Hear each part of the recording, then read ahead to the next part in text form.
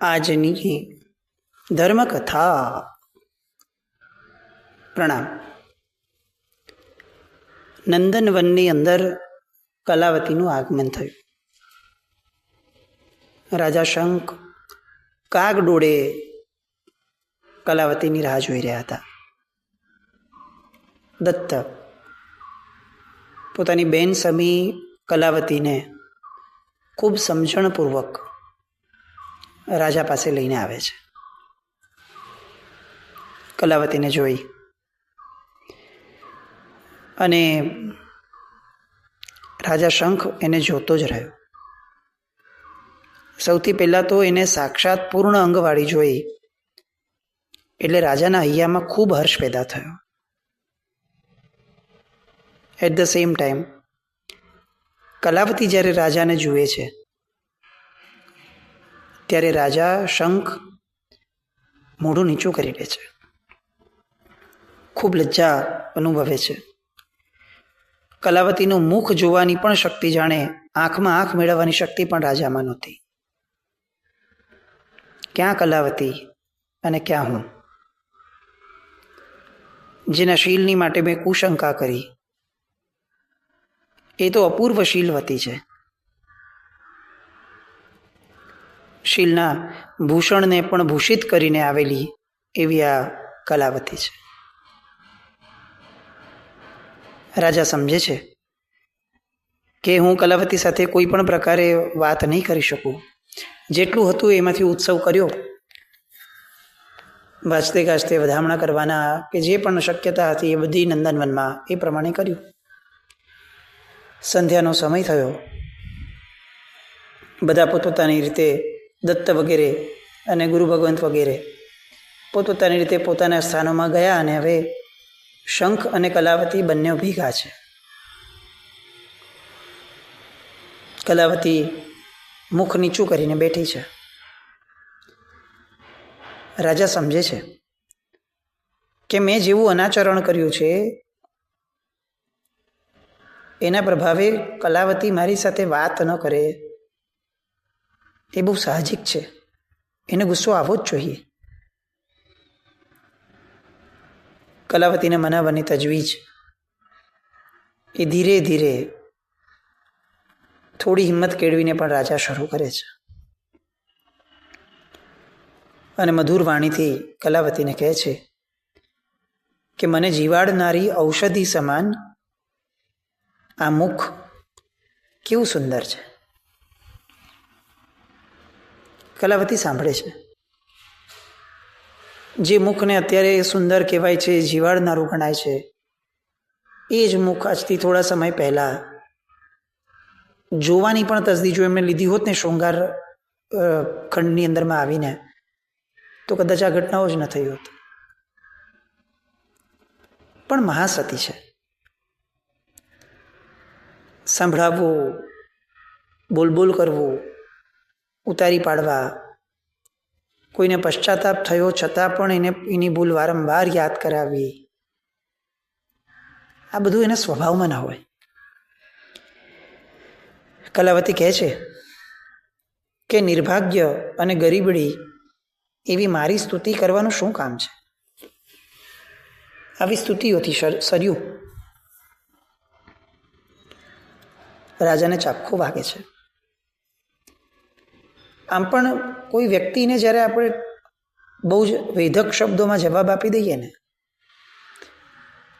ગુસ્સામાં કેવી રીતે, એ એને જેટલું લાગી આવે એના કરતાં કંઈક ગણું એ લાગી આવે કે જ્યારે આવો પ્રસંગ હોય કે જેમાં પૂર્ણપણે બોલી શકે એમ હોય અને તેમ છતાં એ સામો વ્યક્તિ કંઈ બોલે નહીં. એ મૌન એ કદાચ સૌથી વધુ લાગી આવે. અત્યારે કલાવતી ધારત તો કેટલા સાચ કબૂલા કરાવી શક્યો હતો, પણ એમાંનું કંઈ ન કરતા એ પોતાની જાતને ગરીબડી કહે છે અને એક વાક્ય કહીને અટકી જાય છે કે મારી સ્તુતિ કરવાનું શું કામ છે. એની કુલીનતા છે, પણ મૂળ રાજાને આ બહુ વાગે છે. અને રાજા કહે છે કે પ્રિય, હું નિર્ગુણી છું, હું કૃતજ્ઞ છું. મેં નહીં કરવા લાયક કામ કર્યું છે. તારા જેવી સતીઓમાં પણ શ્રેષ્ઠ, સુશીલ અને ગુણવતી પત્ની, એને મેં ખૂબ ખેદ પમાડ્યો છે. રાજાએ ખૂબ પશ્ચાતાપ કર્યો અને કલાવતીને એ સમય યાદ આવે છે કે આ સંસારમાં સર્વજીવો પોતપોતાના પૂર્વકૃત કર્મના ફળના વિપાકને પ્રાપ્ત કરે છે. આ એ વાક્ય કે જે દત્ત શેઠે કલાવતીને તાપસના આશ્રમમાં કુલપતિની સામે કહ્યું હતું. પોતાની સાથે અપરાધ થાય કે પોતાની સાથે ગુણ થાય, બીજાઓ એ તો ફક્ત નિમિત્ત માત્ર હોય છે. રાજાના આ વચનોથી કલાવતી પીગળી ગઈ એવું તો ન થયું, કારણ કે એવું તો કંઈ શક્યતા નથી. પણ સામાન્ય રીતે હવે કલાવતી રાજાને પૂછે છે કે રાજા દોષિતને દંડ કરે એ રાજાનું કર્તવ્ય છે, મહાદોષિતને પ્રચંડ દંડ કરે એ પણ એનું કર્તવ્ય છે. પણ મારો આપને પ્રશ્ન એમ છે કે આપે મને મારા કયા અપરાધની સજા કરી હતી, મારે એ જાણવું છે. અને શંખ એ જ્યારે કલાવતી પોતાનો અપરાધ પૂછે છે ત્યારે સામેથી એને કહી દે છે કે ભૂલ તારી તો છે જ નહીં, ભૂલ તો મારી છે. વડના ઝાડ અને ઉંબરના ઝાડ ઉપર પુષ્પ ન હોય અને બકુલના વૃક્ષો ઉપર ફૂલ ન હોય, ફળ ન હોય, એવી રીતે કલાવતી આ આખા પ્રસંગમાં તારો કોઈ દોષ જ નથી. દોષ તો મેં તારો કર્યો છે. મેં મારા અજ્ઞાનના લીધે તારી બાબતમાં જે દુર્વિકલ્પો કર્યા હતા એ બોલવાની પણ અત્યારે મારામાં શક્તિ નથી. કલાવતી ફરી પૂછે છે કે એમ નહીં સ્વામી, ઘટના શું બની હતી, મારે એ જાણવું છે. અને રાજા કહેવાની શરૂઆત કરે છે કે તું કિંમતી કડા પહેરીને બેઠી હતી, હું તારા અંતઃપુર તરફ આવ્યો, મેં તને કડા પહેરીને બેઠેલી જોઈ. એક તો કદી પણ એ કડા મેં તારા હાથ ઉપર ક્યારે જોયા નહોતા કાંડા ઉપર, અને એમાં તું કડા ઉપર જ્યારે વાર વરસાવતી હતી, રાગની વાત કરતી હતી, એ દ્રશ્ય મેં જોયું, કાનો કાન સાંભળ્યું, એટલે મારામાં કુશંકા પેદા થઈ. એક તો કડા નવા, અને એમાં તે કોઈ પુરુષની વાત કરી, એ પણ રાગ સાથે, એટલે મને એમ થયું કે તે મને ઠગ્યો, અને એટલે મારો રાગ જેટલો પણ તારા પરનો હતો એ બધો હણાઈ ગયો. હું ક્રોધમાં આંધળો બન્યો, ગુસ્સો એટલો બધો આવ્યો કે તને પૂછવાનું મન ન થયું. પાછો ફરતો ત્યારે મનમાં થયું પણ ખરું કે એકવાર તને પૂછી લો, પણ બીજી તરફ મન સતત એવું કહેવા લાગ્યું કે સગ્ગી આંખે જોયું છે ને સગ્ગા કાને સાંભળ્યું છે, પછી પૂછવાનું શું. સીધો આવાસે ગયો. એ દિવસથી મેં ખાધું પીધું પણ નથી સુખેથી. એ દિવસથી મારો પણ બધો આનંદ હણાઈ ગયો છે. મનમાં એક જ વાત હતી કે તારો આ જે પણ પ્રિયતમ છે એને મારું. અને એટલે મેં યોજના ઘડી, તને મોકલી દીધી જંગલમાં, ચંડાલિનીઓને બોલાવીને હુકમ આપી દીધો, નિષ્કરુણ તને મૂકીને આવ્યો. પેલી ચંડાલિનીઓ એ તારી ભૂજાઓ કાપી અને અલંકાર સાથે લઈને આવી. પછી કડા મળ્યા મને, કડા ઉપર જોયું તો જયસેન કુમારનું નામ. મને એમ થયું કે મેં ભયંકર ભૂલ કરી છે, એટલે ગજશેઠને બોલાવીને પૂછ્યું. કીધું એમણે કે દેવશાલપુરથી માણસો આવ્યા હતા અને આ બધી ઘટના થઈ. મને એમ થયું કે હવે તો તું મરી જ ગઈ હશે, એટલે મારે પણ મરી જવું છે. એવામાં આ ગુરુ ભગવંત પ્રાપ્ત થયા, અને ગુરુ ભગવંતે મને કહ્યું કે કલાવતીએ તમને પાછી મળશે. એટલે મારા પ્રાણમાં પ્રાણ આપ્યો, અને એટલે આજે હું તારી સામે જીવતો પણ બેઠો છું, અને તો હું ચોક્કસ અત્યારે તો મરણને શરણ થઈ ગયો હતો. રાજાનું બધું સાંભળી લીધું. હવે રાજાને આશ્ચર્ય થાય છે કે પ્રિય તારી સાથે શું થયું.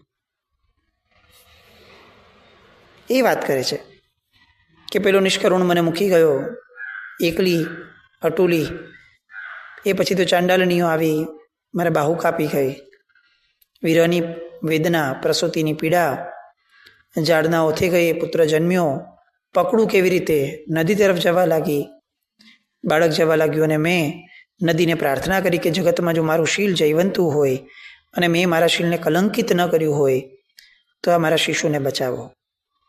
અને દેવીએ એ શીલ ધર્મના પ્રભાવે મારા હાથ મને પાછા આપ્યા. ત્યાં તાપસ મળ્યા. આશ્રમમાં કુલપતિ પાસે લઈ ગયા અને ત્યાં સરસ મજાનું આ આખું પાલન મારું થતું હતું. કલાવતીની વાત સાંભળી રાજા ખૂબ ખુશ થયો અને એણે કહ્યું કે જ્યાં સુધી સૂરજ અને ચંદ્ર રહેશે ત્યાં સુધી આ તારા શીલના આ પ્રસંગની વાતો થશે.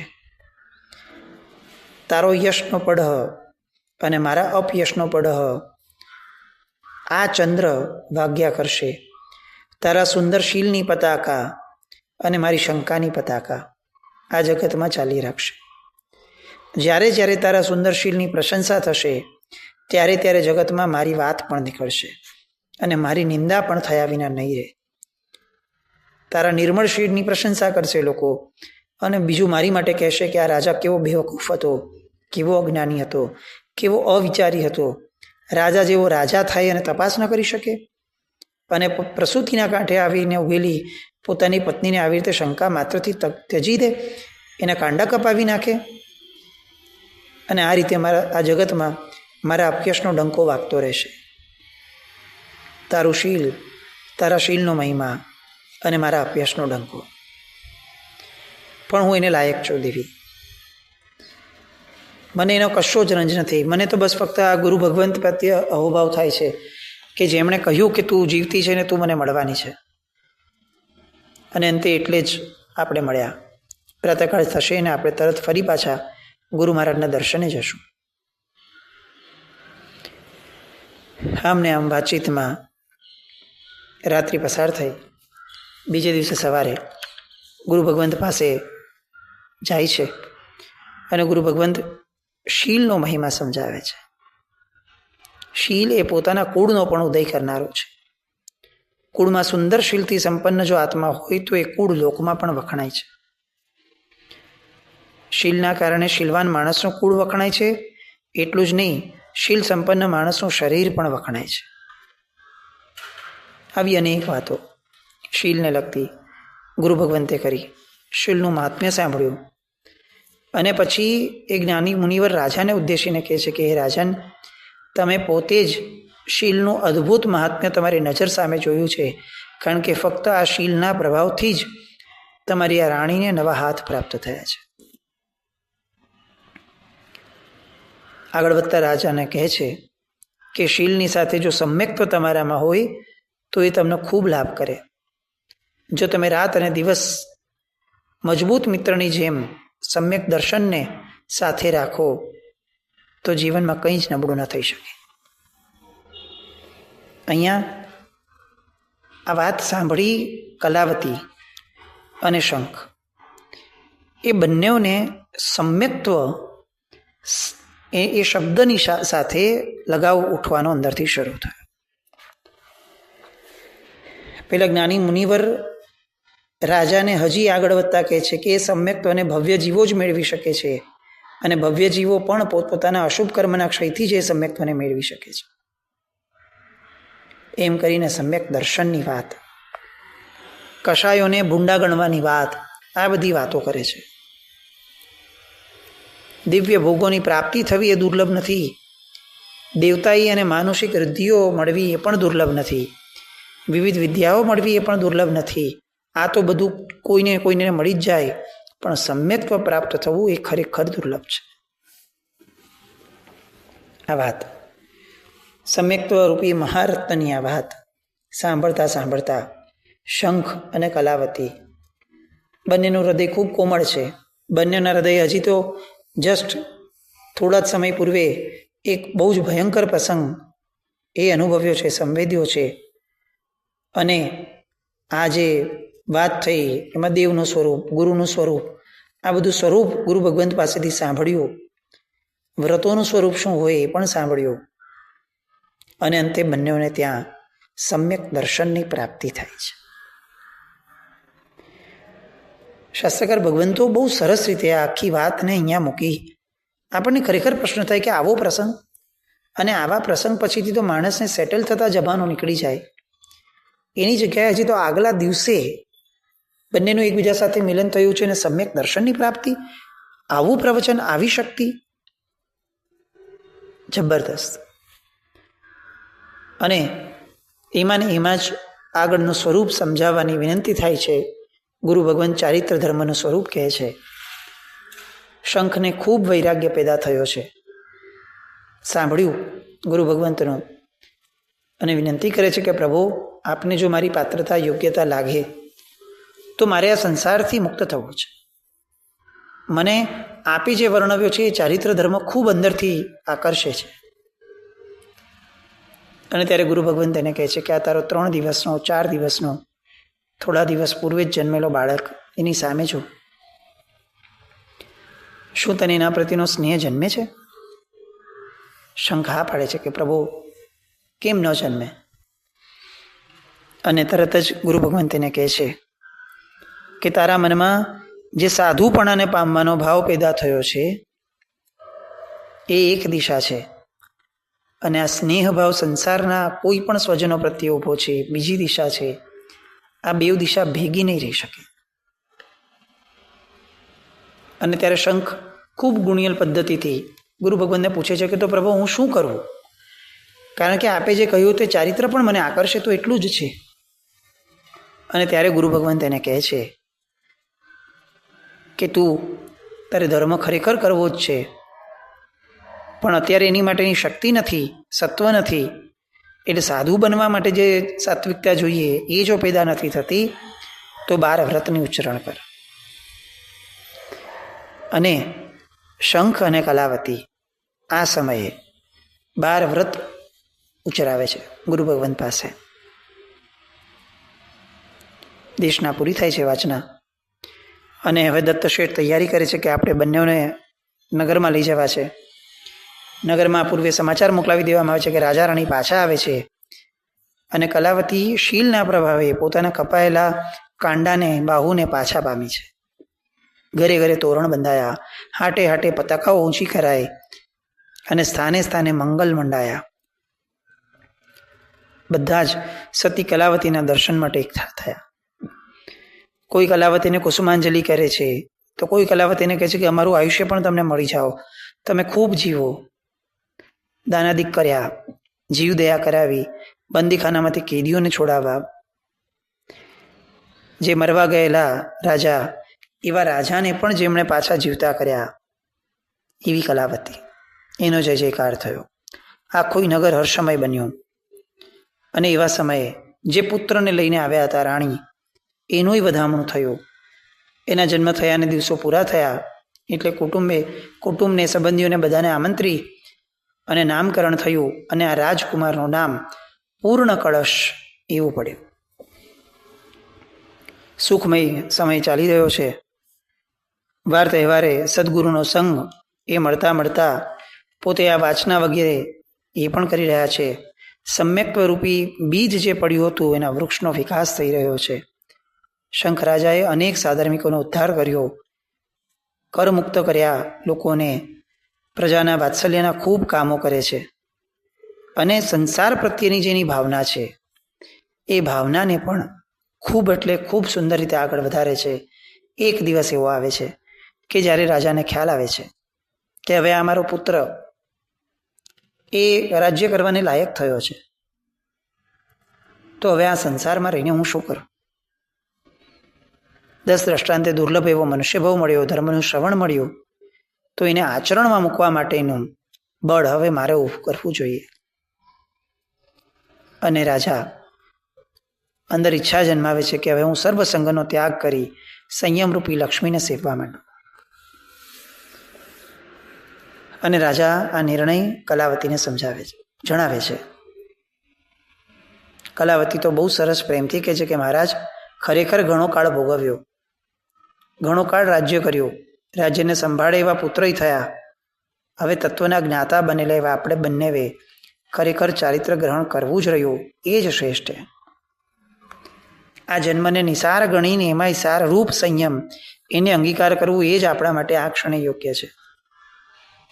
મહોત્સવ કરાવડાવ્યો, પૂર્ણ કળશકુમારનો રાજ્યાભિષેક કરાવ્યો, 8 દિવસ જીન મંદિરની અંદરમાં અમારી પ્રવર્તાવી, દુઃખીઓના ઉદ્ધાર કર્યા, મુનિ ભગવંતોની શ્રાવકોની પૂજા થઈ, કારાગારમાંથી બંદીજનોને છોડી મૂક્યા, યાચકોને સંતોષ્યા, લોકોને દાન આપ્યું.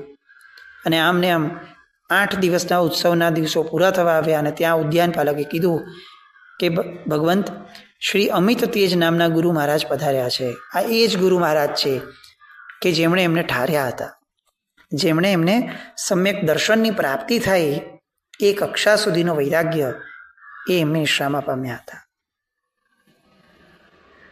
અને હવે આ બંને આત્માઓ દીક્ષા લેવા માટે એ ઉદ્યાનની અંદરમાં આગળ વધે છે. આગલી રાત્રિએ શંખને પ્રશ્ન થાય છે કે બધું થઈ જશે, બધું સરસ રીતે ચોક્કસપણે થઈ જશે, પણ મેં જે કલાવતી સાથે કર્યું છે એનું કોઈ કારણ તો ચોક્કસ હોવું જોઈએ. કયા કારણે મને એના કાંડા કાપવાનું મન થયું? આ તો બહુ અકલ્પનીય હતું અને એ ભાગને સતત મનમાં સાચવીને મેં રાખ્યો છે કે આવું ભયંકર કુકર્મ કરવાનું મને મન કેમ થયું. એટલે ઈચ્છા થઈ કે દીક્ષા લેતા પહેલાં ગુરુ ભગવંતને, જ્ઞાની ગુરુને આ પ્રશ્ન પૂછશું. અને એ જ્ઞાની ગુરુ ભગવંતને પાસે ગયા, વંદન કર્યું અને હવે પ્રશ્ન પૂછે છે. અને આ પ્રશ્નના જવાબની અંદરમાં ગુરુ ભગવંત એક આખો ને આખો કાર્યકારણ સંબંધ સમજાવે છે. એ સંબંધને હવે આવતીકાલે આપણે સાંભળશું. જીનાજ્ઞાવ્રત કંઈ પણ બોલાય તો મિચ્છામિ દુક્કડમ. જૈનમ જયતિ શાસન.